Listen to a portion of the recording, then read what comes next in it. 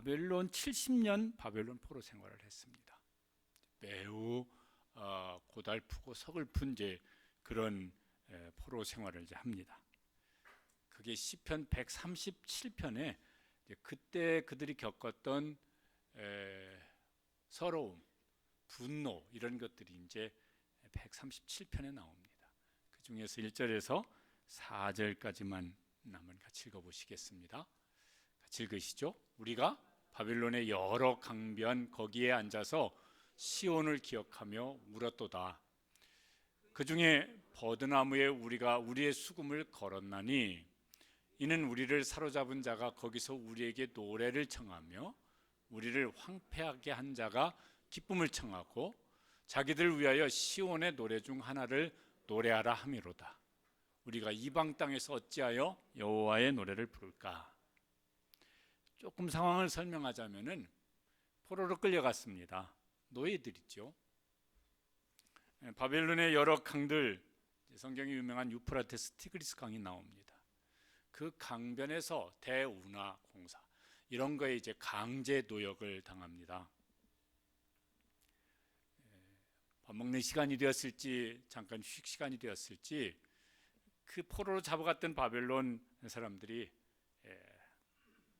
노래를 부르라고 그럽니다. 야, 너희들 신이 여호와라며, 너희들 그 성전에서 너희 신을 찬송하는 뭐 그런 찬송이 있다며, 그거 한번 불러봐. 이런 거예요. 그 당시에는 구약 성경에 보면 전쟁은 신들의 전쟁입니다. 그러니까 어떤 신이 더 강하면은 그 왕이 상대방을 정복했다고 그렇게 믿던 때입니다. 너희 어줍자는 그 여호와, 우리 바벨론 신에게 박살이 난 그 여호와, 그딴 신 뭐 찬송하는 그 찬송 뭐 그런 거 있다며, 그 웃기는 노래 한번 우리한테 한번 불러봐.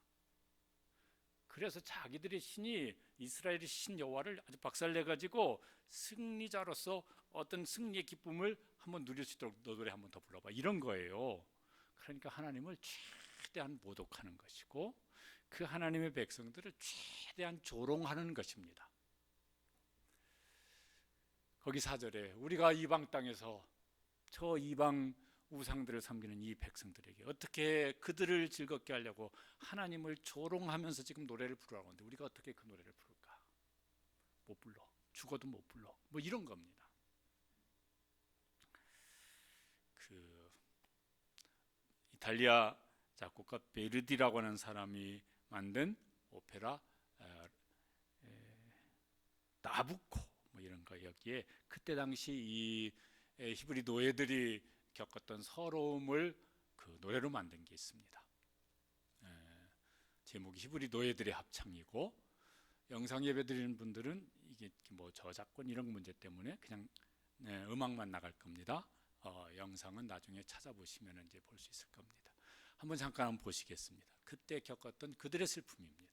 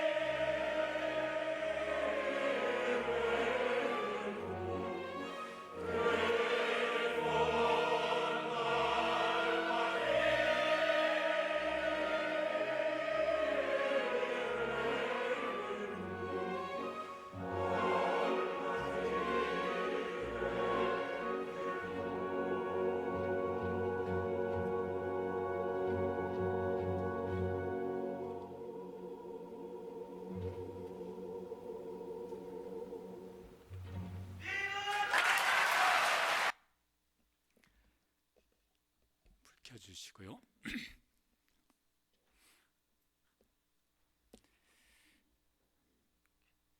어느 정도는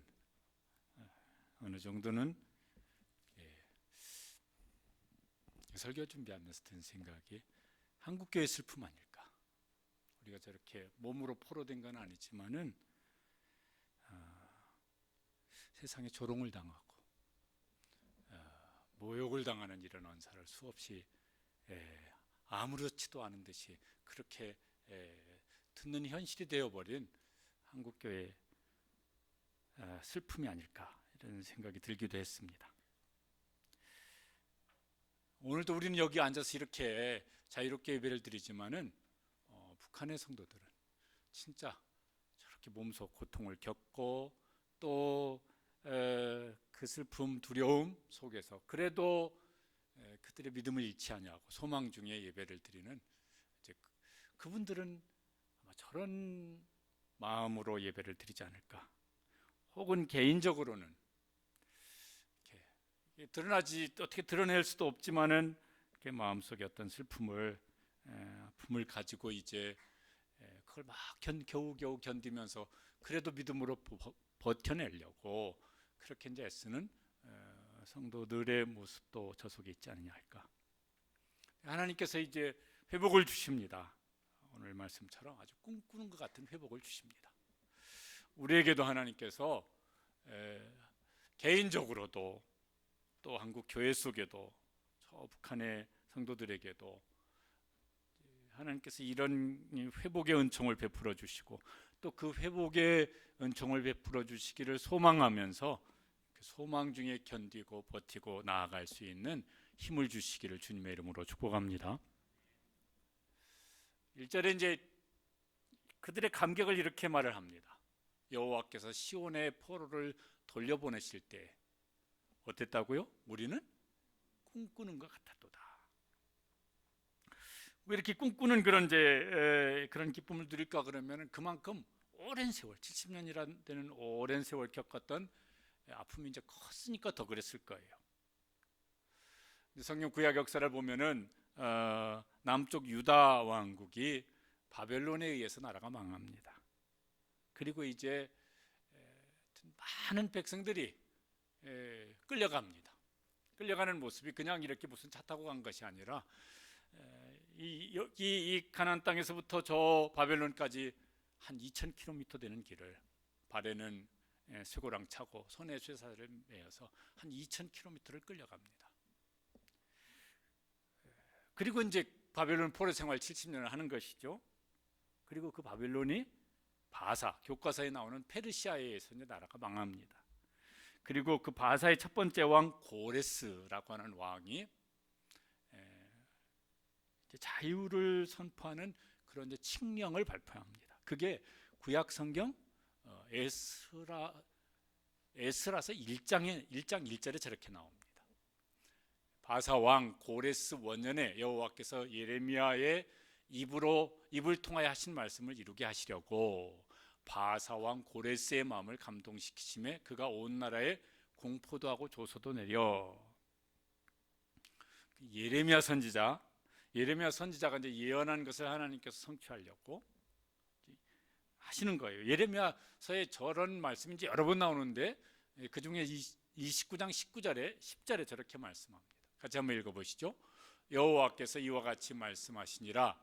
바벨론에서 70년이 차면 내가 너희를 돌보고 나의 선한 말을 너희에게 성취하여 너희를 이곳으로 돌아오게 하리라. 하나님께서 그 예레미야 선지자에게 예언한 말씀을 지금 성취해 나가는 과정입니다.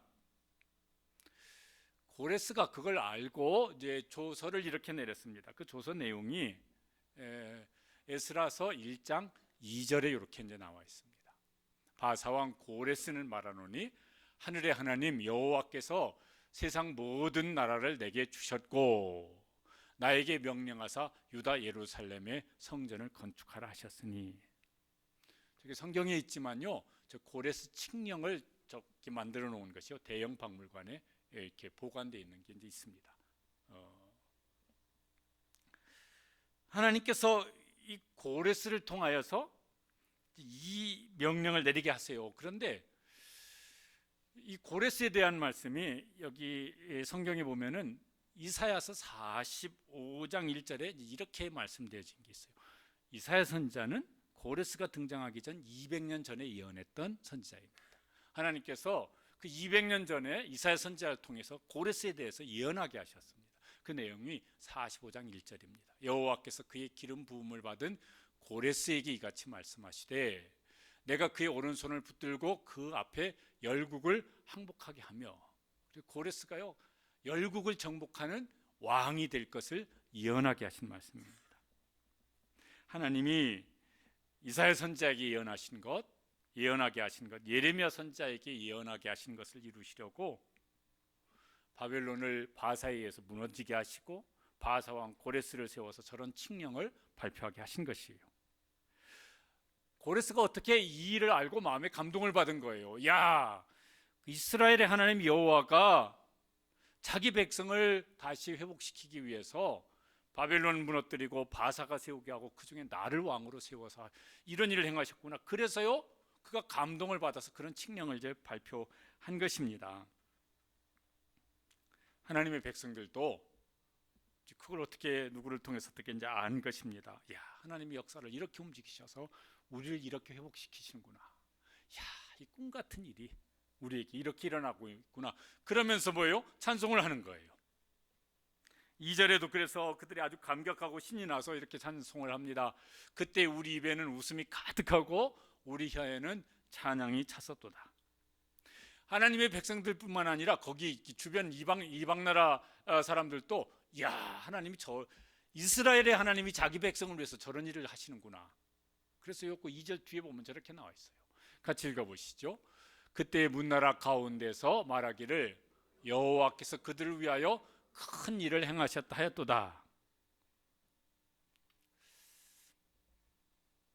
하나님께서 우리에게도 이런 회복을 주셔서 세상 사람들이 야, 교회 때문에 우리가 사는구나. 저 사람들이 믿는 하나님이 저들에게 저런 일을 행하셨고 그 덕분에 우리에게도 이런 일이 일어나는구나. 이렇게 그들 입으로 말할 수 있는 회복의 은총을 그날이 올 수 있기를 간절히 사모하고 또 그렇게 교회가 새롭게 일어설 수 있게 되기를 간절히 원합니다. 그때요 그 이방 왕인 고레스도 이런 말을 이제 합니다. 그 에스라서 1장 3절에 보면은요 이렇게 말을 했어요. 이스라엘의 하나님은 누구시라? 참신이라. 바벨론에도요 무슨 주신인 마르둑이라고 하는 신이 있고 여러 가지 또 뭐 온갖 잡신들이 많습니다. 바사에도 무슨 막 신들이 많습니다. 그런데 그 바사 왕 고레스 자기 입으로 다른 신들은 참신이라고 말할 수 없고 이스라엘의 하나님이 누구라? 그가 참신이라. 이방 왕의 입술을 통해서 하나님이 저런 말을 하게 하세요. 고레스는 어떻게 이런 말을 하게 되었을까? 이렇게 좀 추측을 할 수 있는 성경 구절이 다니엘서 9장 2절에 보면 저렇게 나옵니다. 통치 원년, 고레스 통치 원년입니다. 나 다니엘이 책을 통해 여호와께서 말씀으로 선지자 예레미야에게 알려주신 그 연수를 깨달았나니 곧 예루살렘의 황폐함이 70년 만에 그치리라 하신 것이니라. 저때 다니엘은요 나이가 한 90이 넘은 나이였습니다. 그런데 바벨론 나라일 때도 총리였지만은 바사 제국이 세워지면서도 다니엘은 총리로 등용되어집니다. 그러니까요 다니엘이 얼만큼 그 시대의 어떤 권력자들에게 중요한 그런 인물이었는지를 이제 짐작할 수 있습니다. 다니엘이 예레미야의 글을 읽었습니다. 예레미야서에 보면은 예레미야 선지자가 저 바벨론 포로로 끌려가 있는 사람들에게 편지를 써보내는 일이 나옵니다. 그게 회람됐던 것 같아요. 그리고 다니엘도 그걸 알고 있었고 그리고 고레스 왕 원년에 그걸 다시 펴서 읽으면서 70년이 됐구나. 이사야가 예언한 것도 다니엘은 알았을 거예요. 총리니까 그것도요 바벨론에서 총리했던 사람을 바사 왕이 등용을 했으니까 얼마나 신임을 한 거죠. 총리니까 그가 고레스 붙잡고 얘기했을 거예요. 하나님이 저 200년 전에 이사야 선지자를 통해서 당신의 이름을 거명하면서 예언했다고. 그리고 예레미야서에 보면 하나님께서 바벨론을 무너뜨릴 것을 예레미야 선지자를 통해서 여러 번 예언케 하십니다. 하나님이 그 예언대로 지금 바사를 세워서 당신을 왕으로 세웠다고. 당신 어떻게 할 거냐고. 뭐 이런 말을 했을 것 같아요. 그러니까 고레스가 감동을 받고 이제 칙령을 발표한 것이죠. 저 유다 백성들, 너희들의 신, 너희들의 조국, 너희들의 고향, 너희들의 신에게로 돌아가라. 가서 성전을 건축하고 너희 신을 경배하라. 이렇게 해가지고 뭐냐면은 포로 귀환을 명령을 한 것입니다. 백성들이 이제 그런 정황을 다 이렇게 이제 알았을 거예요. 야, 하나님이 그렇게 하셨구나. 우리는 수십 년 아니라 수백 년 동안 불순종하면서 하나님을 거역하던 이름만 하나님의 백성인데 하나님께서 우리를 이렇게 회복시키시는구나. 그래서요 3절에 보면 또 이렇게 찬양하는 것이 계속되어집니다. 같이 읽어보시죠. 여호와께서 우리를 위하여 큰 일을 행하셨으니 우리는 기쁘도다.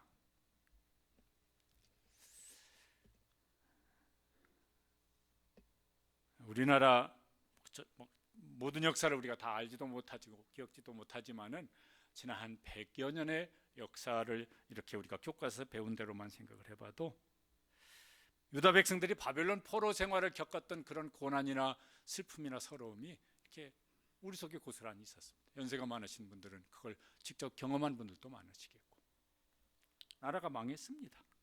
일제 36년 억압을 당했습니다. 우리 힘으로 해방된 것 같으면 우리 힘으로 역사를 만들어갈 것인데 그렇지 못하니까 남북이 분단되어집니다. 그리고 뭐예요? 이제 북한이 침략 전쟁을 합니다. 지금 막 러시아 우크라이나 1년 전쟁에서 막 양쪽이 어떤 사상자가 뭐 20만 30만 이런 이제 뉴스들이 있더라고요. 우리나라는 3년 동안 300 몇십만 명인가 이렇게 되어지는 사상자가 생겼습니다. 그러니까 세계 1차 대전 때보다 더 많은 숫자라고 어디 보니까 그러더라고요. 그것도 같은 민족끼리. 그러니까 얼마나 참혹한 전쟁을 치렀고, 그 뒤에는 아직도 전쟁이 끝나지 않은 휴전 상태고 가난했었고, 우리나라 60년대 초반 국민소득 1인당 100불이 안 됐더라고요. 60불, 70불. 그때는 세계 최빈국.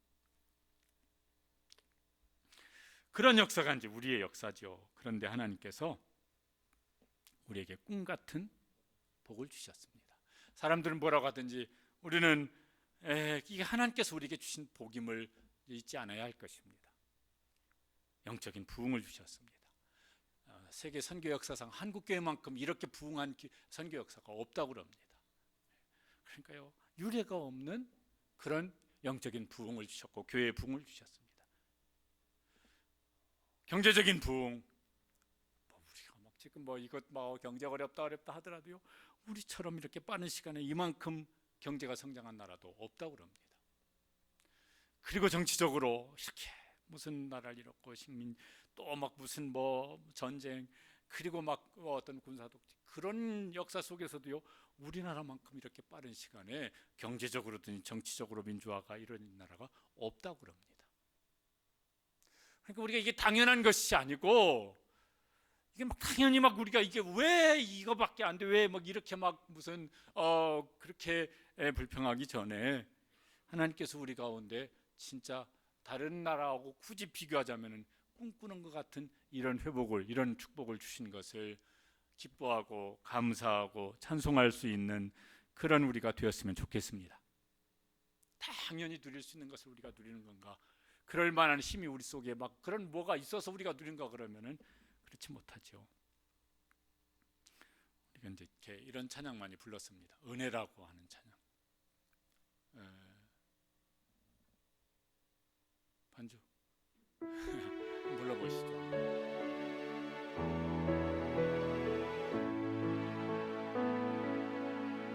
내가 누려왔던 모든 것들이, 내가 지나왔던 모든 시간이, 내가 걸어왔던 모든 순간이 당연한 것 아니라 은혜였어. 내가 하나님의 자녀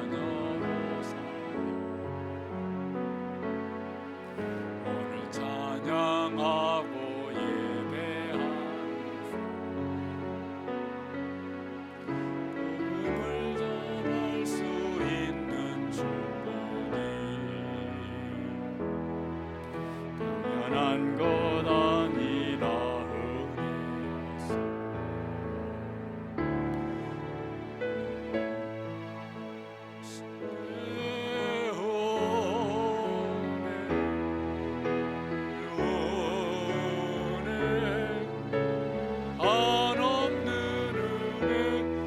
삶에 당연한 것 하나도 없었던 것은 모든 것이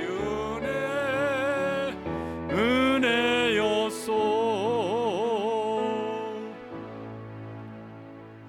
하나님께서 우리에게 베풀어 주신 이 회복의 은혜를 우리도 감사하고 기뻐하고 찬송하는 일이 우리 속에 점점 더 풍성해질 수 있게 되시기를 축복합니다. 우리에게 하나님께서 이후에 주실 더 좋은 회복이 남아 있습니다. 소망 중에 지금 현실을 잘 견디고 또 소망 중에 미리 감사하며 찬송할 수 있는 그런 믿음, 소망이 우리 속에 견고하게 되기를 축복합니다. 이 찬송을 하던 시인이 4절로 가면은 찬송을 이제 중단하고 기도를 하기 시작을 합니다. 뭐라고 기도냐면 이제 저렇게 기도를 합니다. 여호와여, 우리의 포로를 남방 시내들 같이 돌려보내소서. 지금까지는 뭐였냐면은 하나님께서 우리에게 나에게 주신 이 회복의 은혜가 너무 감사하고 너무 기쁘고 그래서 막 그게 막 좋은 것이 내 마음속에 가득해서 찬송을 하는데 나만 좋아할 일이 아니네. 여호와여, 우리의 포로를, 아직도 포로로 잡혀 있는 사람들이 있습니다. 아니, 그 사람들은 포로에서 돌아오지 않았어요. 돌아오지 않았는지 돌아오지 못했는지 모르겠지만 아직도 그냥 거기 포로로 남아 있는 사람들이 있습니다. 나만 기쁠 일이 아닌데 저 사람들은 아직도 포로의 자리에 있는데 나만 막 찬송하고 이럴 일이 아닌데 관심이 나의 기쁨, 나의 무슨 회복에서 너에게로 옮겨진 거예요. 그들을 바라보면서 기도하지 않을 수가 없습니다. 그래서 뭐냐면은 기도를 하고 있는 것이에요. 아마도 이 사람은 에스라서에 보면은 바벨론 포로에서 1차, 2차, 3차 이렇게 귀환이 일어나는데 1차 포로 귀환 때 돌아온 사람 같아요. 그러니까 기도를 합니다. 하나님, 우리의 포로들이 남아 있는데 그들도 돌아오게 해 주시옵소서. 혼자 기도하지는 않았을 거예요. 그때 많은 사람들이 기도했을 거예요. 에스라에서 보면은 2차 포로 귀환, 에스라를 중심으로 해서 2차 포로 귀환이 일어나고 그 다음에 느헤미야를 중심으로 해서 3차 포로 귀환이 일어납니다. 하나님께서 하신 일이지만은 이렇게 기도했던 많은 사람들의 그 기도를 하나님께서 들으시고 다시 포로에서 돌아오고 또 돌아오게 하고, 그리고 포로에서 돌아오지 않았던 못했던 사람들, 위기를 만난 사람들, 에스더서에 보면은 에스더 모르드게를 통해서 그들을 하나님께서 지켜주시고 오히려 이방 나라 백성들이 하나님께로 돌아오는 일을 행하시는 것이 성경에 나옵니다. 근데 여기 이제 돌아오게 하는데 이런 말을 했어요. 남방 시내들 같이 돌려보내소서. 저희 남방은 남쪽 지역입니다. 저 유다 나라의 남쪽 지역은 광야입니다. 그리고 광야가 끝나는 데서부터 사막이 시작되어집니다. 네게부라고 그렇게 말을 해요. 여기에는 물이 없어요. 아니, 물기도 없어요. 건기에는 아예 물기가 없어요. 그러니까 생명이 거기 살 수가 없어요. 뭘 지금 상징적으로 말하는 거냐면은 그들의 포로 생활을 지금 그렇게 말을 하는 것입니다. 그런데 저기에 우기철이 되어지면은, 비가 쏟아지면 거기에 시내가 흘러요. 강이 흘러요. 그러면 거기 다시 생명들이 이제 소생되어집니다. 하나님, 남방 사막 같은 포로들에게 하나님, 우기철이 되어지면 그 사막에도 비가 내리면 시내가 강이 흐르듯이 그들에게도 생명의 회복을, 삶의 회복을 주시옵소서. 지금 그 기도를 하고 있는 것입니다.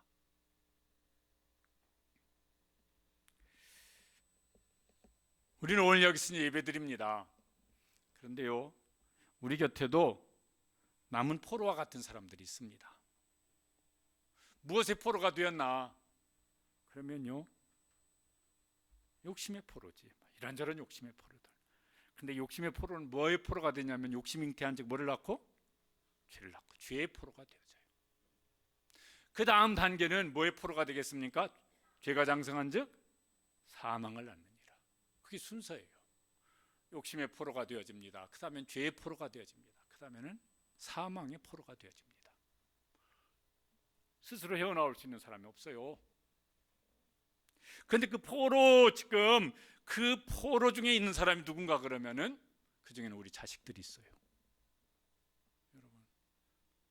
여러분 자식 중에 그 죄와 욕심과 죄와 사망의 포로, 아이고 나는 지금요 먹고 사는 것도 힘들어서 그것도 바빠가지고 무슨 뭐 죄니 무슨 사망인지 지금 나는 그런 거 신경 쓸 겨를이 없어요. 겨를이 없어도 그렇게 될 거예요. 그 포로 중에 우리 자식들이 있어요. 나는 예배드리고 있는데 여기 지금 괜찮은 겁니까? 그 포로 중에 내 부모가 있고 내 남편이 있고 아내가 있고 내 형제들이 있어요.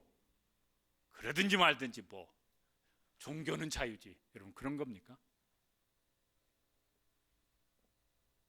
여기 이 시는 그럴 수가 없었어요. 그래서 찬송 부르다가 찬송을 중단하고 이제 기도를 하고 있는 것입니다.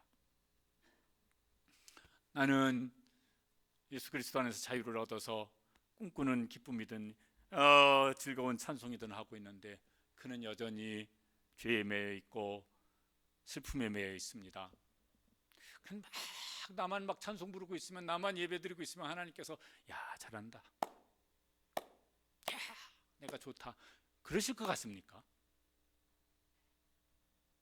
안 그러실 것 같아요.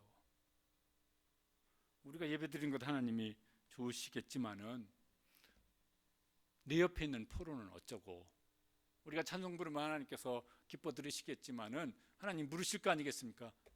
내 옆에 슬픔에 죄에 매여 있는 포로는 어쩌고, 그러시지 않겠습니까? 그러니까 이 시인도요 찬송 부르다가 더 이상 찬송이 안 나왔던 모양이에요. 그래서 기도로 바꿨어요. 우리도 이제 기도해야죠. 이 시인처럼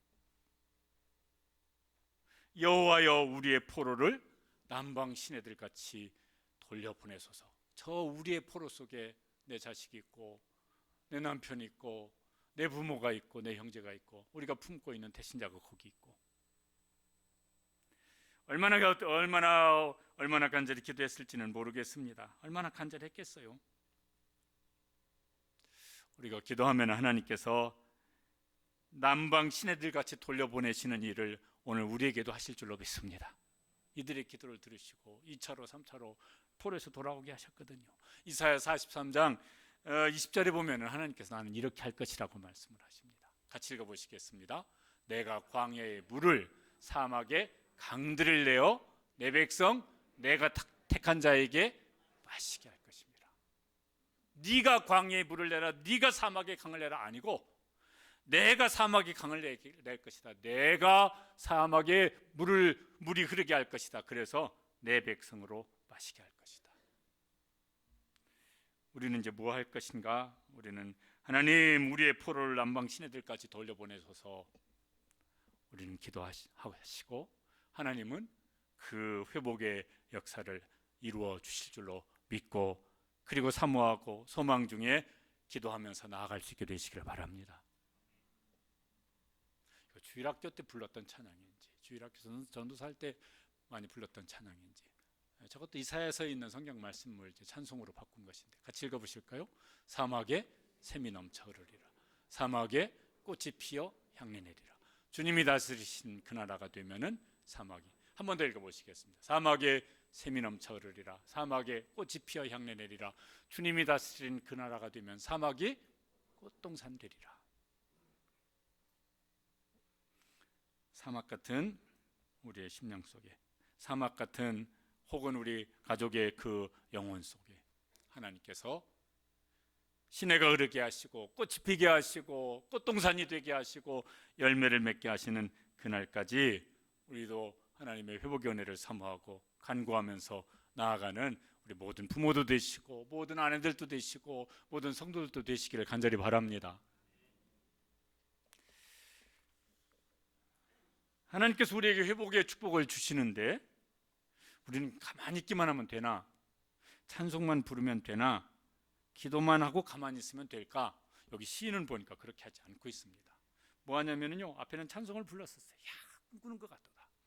그 다음에 막 뭐예요? 남은 포로를 돌려보내소서. 그리고 막 간절히 기도합니다. 근데 그 기도로 끝나고 아멘 하고 가만히 있지 아니하고 행동을 합니다. 5절 6절에 그게 나와 있어요. 5절 말씀 읽어보시죠. 눈물을 흘리며 씨를 뿌리는 자는 기쁨으로 거두리로다. 지금 농사 얘기를 하는 게 아니에요. 농사 짓는 농부가 씨를 뿌릴 때 뭐 눈물을 흘리면서 울면서 뭐 그렇게 하겠습니까? 사람 얘기죠. 그냥 한번 이렇게 이제 5월 가정의 달 안 믿는 자녀 불러놓고, 야, 너도 주일학교 다녔었잖아. 이제 다시 신앙생활하면 좋겠다. 꼭 그렇게 됐으면 좋겠다. 한마디 하면 이제 아이고 엄마 알았어요, 아빠 알았어요. 저도 그렇게 생각하고 있었어요. 이제 저도 이제 이번 주부터 이제 다시 예배드리기 시작할게요. 그러면 눈물이 필요하겠습니까? 안 필요하겠습니까? 안 필요해. 그런 소리 좀 하지 말라고 그랬잖아. 내가 알아서 한다니까. 나 그러니까 내가 집에 안 온다니까 그러네. 그만 좀 얘기 좀 해. 밥 먹다 말고 숟가락 딱 놓고 방으로 쿵 들어가 버렸어요. 아이고 말이나 안 했으면 밥이라도 끝까지 먹었을 텐데 그 말하는 바람에 밥도 안 먹고 그 다음에 가방 챙겨 들고 갈게 나 집으로. 그리고 가버리네. 뭐가 필요해요? 눈물로 씨를 뿌리는 게 필요하죠. 뭐 어떻게 그냥 간도 빼놓고 쓸개도 빼놓고 남편 한번 이번에 초청하려고 해가지고 이제 그래놓고 이제 이번 주 금요일 날 이렇게 찬양 이렇게 집회가 있으니까 한번 오세요. 내가 어쩐지 수상하더라. 네가 안 하던 짓을 하더라. 그러려고 너 뭐 지금 뭐 불고기 사 먹이고 삼겹살 구워 먹이고 그랬냐? 안 먹어.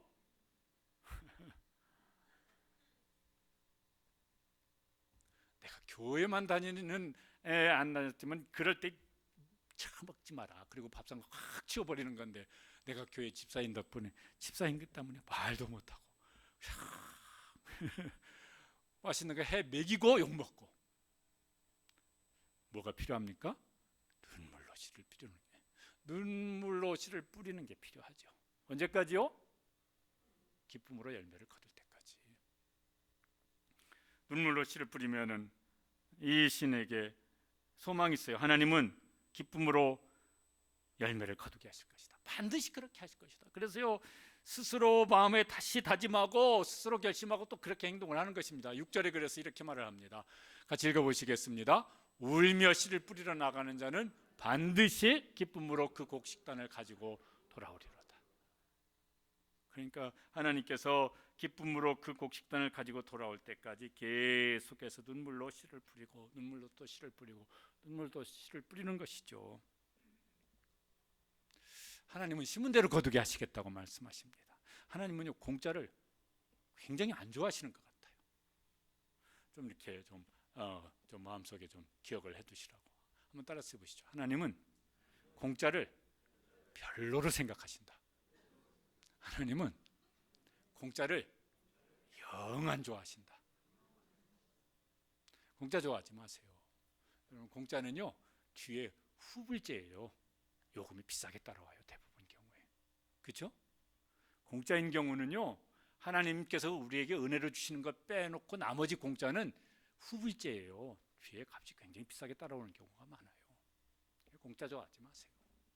하나님 어떻게 하신다고요? 심은 대로 거두게 하세요. 그런데 심는 과정이 때로는 어려워서 보여 눈물로 씨를 뿌리는 자는 이렇게 말씀을 하신 것입니다. 시편 128편 2절에 보면 하나님께서 이렇게 말씀하십니다. 같이 읽어보시죠. 내가 내 손이 수고한 대로 먹을 것이라 내가 복되고 형통하리로다. 고린도후서 9장 6절에도 이렇게 말씀하십니다. 적게 심는 자는 적게 거두고 많이 심는 자는 많이 거둔다. 저기는 없지만은 그냥 제가 굳이 괄호 속에 넣고 안 심으면 국물도 없다 이런 거지. 적게 심은 자는 적게 거두고 많이 심는 자는 많이 거두고 좋은 것을 심으면 좋은 것을 거두고 쭉정이를 심으면 쭉정이를 거둘 것이고 아무것도 안 심으면 국물도 없고. 하나님께서 우리를요 그렇게 살게 하셨어요. 여러분 바벨론 포로 70년 만에 이들이 돌아오는 이 꿈 같은 열매를 지금 누리는데 그런데 거기에 눈물로 씨를 심은 사람들이 있습니다. 그 중에 대표적으로 유명한 사람 다니엘이, 그가 아직 소년 시절이었을 때부터 자기 인생에 정말 절의 기회처럼 이렇게 왕이 교육시키는 학교에 들어갔지만은 자기는 뜻을 정하여서 자기 더럽히지 않겠다고. 어떻게 하면 그것 때문에 자기 인생이 거기서 끝날 수도 있는데 그 결심을 지키고 자기 신앙을 지켜나갑니다. 하나님께서 그에게 그 눈물의 씨를 보시고 그에게 10배나 나은 지혜를 주시고 왕에게도 감동을 주는 사람이 되어서 그는요 계속 이제 자기 신앙도 지킬 뿐만 아니라 그 포로로 끌려갔던 백성들의 신앙의 울타리가 되어줍니다. 나중에 늙어서 모함이죠. 올무에 걸린 것이죠.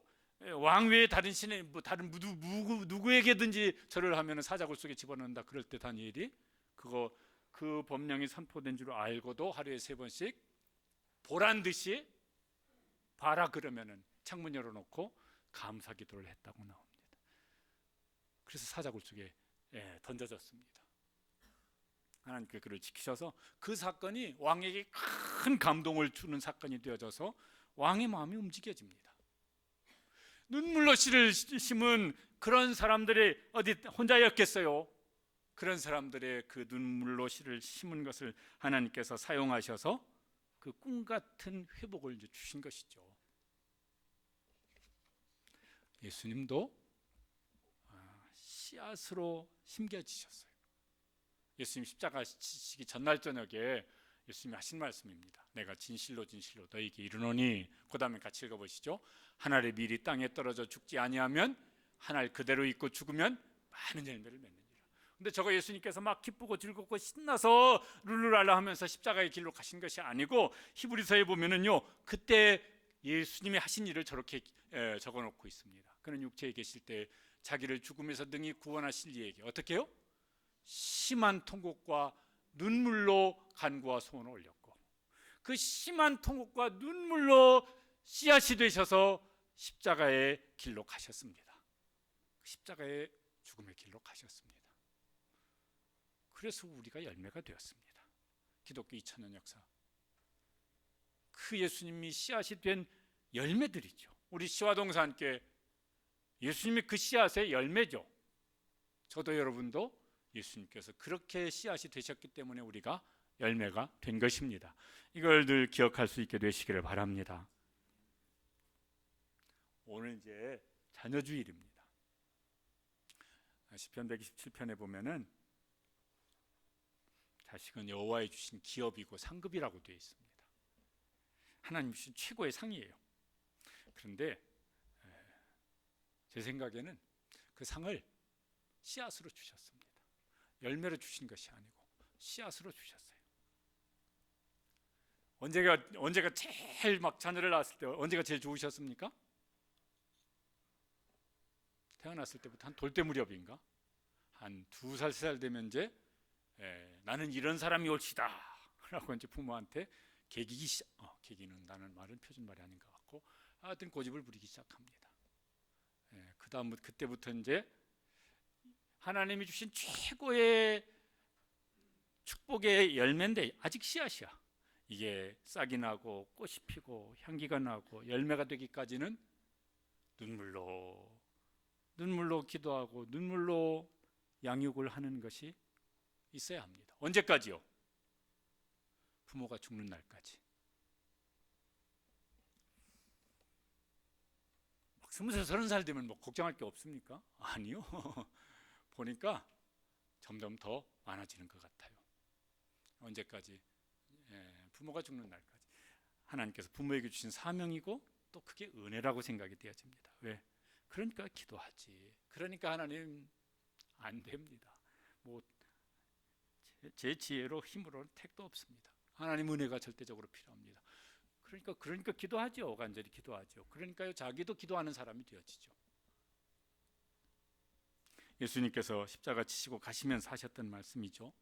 막 울고 따라오는 그 사람들을 보면서 저렇게 말씀하셨어요. 나를 위해서는 울지 말고 뭘 위해서 울어라? 너와 네 자녀를 위해서 울어라. 네 신앙 지키기 위해서는 우는 날들이 필요하고 내 자녀를 위해서는 눈물로 씨를 뿌리는 그 시간이 오래도록 필요하니까. 그러면서 우리가 귀한 사람, 귀한 믿음의 사람이 되어져요. 그러니까 그게 은혜고 복이에요. 오늘 우리가 누리는 하나님 주신 축복은 하나님의 은혜예요. 먼저는 하나님의 은혜지만은 누군가가 눈물의 기도로, 눈물의 어떤 수고로 씨를 뿌린 결과이기도 합니다.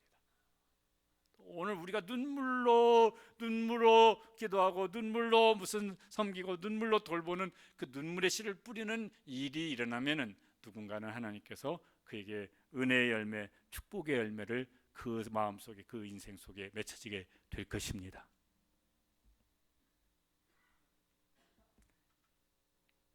이제 교회가 이제 우리가 뭐 행복한 전도 축제 그렇죠. 이게 뭐 한번 말 한마디로 되면야 이거 누가 못하겠어요. 근데 거기에도 눈물로 씨를 뿌리는 거, 눈물의 기도도 필요하고 눈물의 사랑, 섬김도 필요하고, 하여튼 눈물로 씨를 심는 일이 있으면은 하나님께서 반드시 기쁨으로 열매를 거두게 하시는 날이 올 것입니다. 찬송가 중에요, 야, 이거 하는데 이게 될까 안 될까 이렇게 막 걱정이 앞섰던 분이 지은 찬송시 같아요. 근데 걱정도 있지만은 그래도 이제 믿음으로 이제 버텨 나간 분이 지은 찬송시 같아요. 2절, 비가 오는 것과 바람 부는 것을 겁을 내지 말고 뿌려봅시다. 저분 그런 걱정이 있었다는 얘기예요, 없었다는 얘기예요? 있었어요. 그런데 그렇다고 중단하지 말고 뿌려봅시다. 일을 맞춰놓고 곡식 거둘 때 기쁨으로 단을 거두리로다. 3절 같이 읽어보시죠. 씨를 뿌릴 때 나지 아니할까 염려하며 심히 애탈지라도 나중 예수께서 칭찬하시리니 기쁨으로 단을 거두리로다. 우리가 그렇게 혹은 걱정이, 혹은 염려가, 혹은 애타는 것이 있을지라도 끝까지 씨를 뿌리면 하나님께서 기쁨으로 단을, 열매를 거두게 하는 날을 내가 반드시 할 것이다 이렇게 말씀하셨으니까 반드시 그렇게 하실 줄로 믿습니다. 그래서 이제 그날이 오면 함께 기뻐하고 함께 찬송하고 이랬으면 좋겠어요. 제가 어떤 사람의 기도입니다. 망설이다가 한번 이제 그냥 보면 좋겠다 이런 생각이 들었습니다. 한번 우리 교회 유치부 성도의 기도입니다. 한번 보시죠.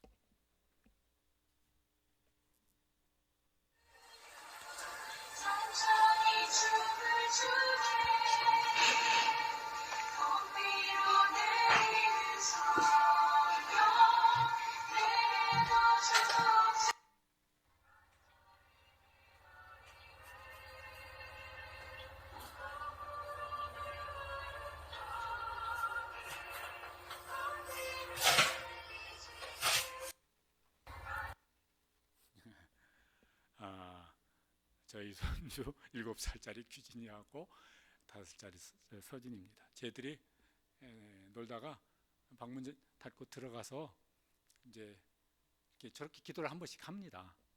이제 그 빈들의 마른 풀같이 이게 선교원에서 배운 찬양인데 아주 애창곡입니다. 저거 이제 틀어달라고 해놓고 엄마가 틀어주면 이제 저렇게 이제 엎드려서 무릎 꿇고 이제 기도를 합니다. 어제도 저녁 먹고 나서 방으로 들어가서 문을 닫더라고요. 뭐 하냐면 혼자 기도한대요. 그래서 나와서 이제 물어봤습니다. 뭐 기도했니? 예수님 안 믿는 사람들 예수님 믿게 달라고 기도했어요. 애가 뭘 얼마나 알아서 했을까는 모르겠지만은 애가 저러는데 어른은 어떻게 해야 되겠습니까? 5살짜리가 저러고 있는데 7살짜리가 저러고 있는데 어른들은 어찌해야 되겠습니까? 10배나 눈물로 눈물의 기도로 씨를 심는 사람, 헌신으로, 눈물의 헌신으로 씨를 심는 그런 기도하는 기도의 책임자, 헌신의 책임자, 그런 부모 되시고 그런 성도 되시고 그런 직분자 되어 주시기를 바랍니다. 그래서 언젠가는요, 우리도 꿈꾸는 것 같은 하나님의 은혜, 하나님의 회복의 은혜를, 그것을 경험하면서 다 함께 기뻐하고 감사하고 찬송할 수 있는 모든 성도들, 가정들, 목장들, 우리 교회 모든 성도들 되시기를 주님의 이름으로 축복합니다. 기도하시겠습니다.